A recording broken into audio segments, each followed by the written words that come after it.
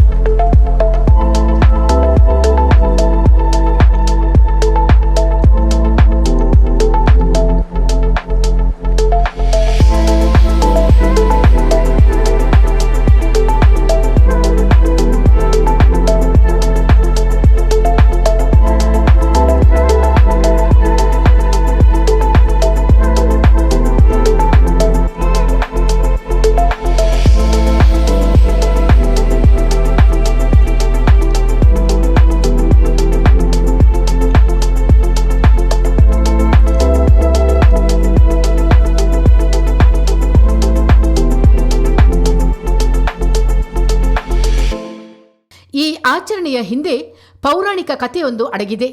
ಶಿವನಿಂದ ಪಾಶುಪತಾಸ್ತ್ರ ಪಡೆಯಲು ಅರ್ಜುನ ತಪಸ್ಸು ಮಾಡುತ್ತಿದ್ದ. ಒಂದು ಹಂತದಲ್ಲಿ ಅರ್ಜುನ ಮತ್ತು ಕಿರಾತ ರೂಪಿ ಶಿವನ ಮಧ್ಯೆ ಕಲಹವೇರ್ಪಟ್ಟು ಅರ್ಜುನನು ಶಿವನನ್ನು ಎತ್ತಿ ಬೆಟ್ಟದಾಚೆ ಎಸೆಯುತ್ತಾನಂತೆ.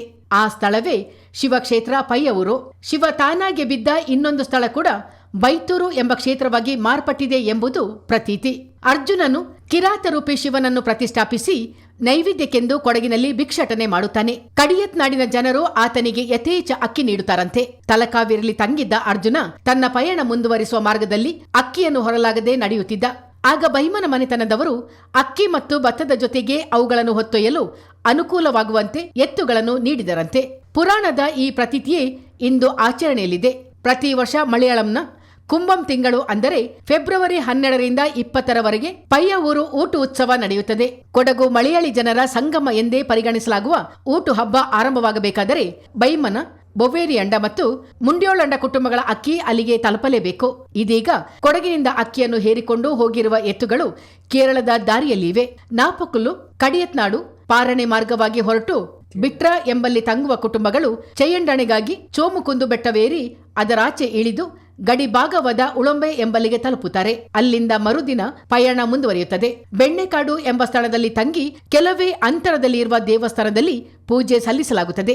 ಮರುದಿನ ಅಂದರೆ ಇದೇ ಗುರುವಾರ ಎತ್ತುಗಳೊಂದಿಗೆ ಎಲ್ಲರೂ ದೇವಸ್ಥಾನಕ್ಕೆ ತೆರಳುತ್ತಾರೆ. ಶುಕ್ರವಾರ ಕಾಣಿಕೆ ಒಪ್ಪಿಸಿದ ಬಳಿಕ ಉತ್ಸವದಲ್ಲಿ ಪಾಲ್ಗೊಳ್ಳುತ್ತಾರೆ. ವಿಶೇಷವೆಂದರೆ ಕೊಡಗಿನಿಂದ ಕೇರಳಕ್ಕೆ ತೆರಳುವ ಈ ಕಾಡಿನ ಮಾರ್ಗದಲ್ಲಿ 4-5 ದಿನಗಳ ಕಾಲ ಕಾಲ್ನಡಿಗೆಯಲ್ಲೇ ಸಾಗುತ್ತಾರೆ ಎಂದು ಬೈಮನ ಕುಟುಂಬದ ಪ್ರಮುಖರಾದ ತಿಮ್ಮಯ್ಯ ಚಿತ್ತಾರದೊಂದಿಗೆ ಹೇಳಿದರು.